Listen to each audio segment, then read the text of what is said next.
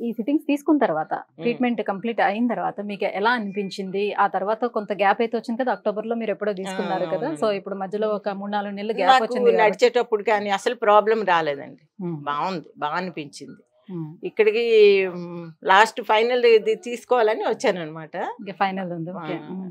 అది 2 మంత్స్ తర్వాత రమ్మన్నారు. హ్మ్. బై మిస్టేక్ నాకు అవ్వలేదు. హ్మ్. ఇంకా ఇప్పుడొచ్చాననమాట. ఓకే.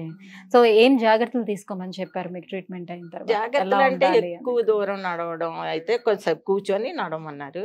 హ్మ్. తర్వాతేమో మేడ మెట్లు ఎక్కేటప్పుడు, దిగేటప్పుడు కొంచెం నీ క్యాప్ వేసుకొని ఎక్కడం, దిగడం చెయ్యండి. ఎక్కువగా ఎక్కి దిగితే. హ్మ్. ఒకసారయితే పర్వాలేదన్నారు. హ్మ్. నెక్స్ట్ టైమ్ ఎక్సర్‌సైజ్‌కి మాత్రం కంపల్సరీగా చేయమన్నారు. హ్మ్. హ్మ్. ఎక్సర్‌సైజ్ ఎలాంటి ఎక్సర్‌సైజ్ చేయాలో కూడా చెప్పారు. చూపించారు. వాళ్ళే చెప్పారు. హ్మ్. ఆ హ్మ్. ఎక్సర్‌సైజ్ నేను కంటిన్యూస్ చేస్తున్నాను కూడా.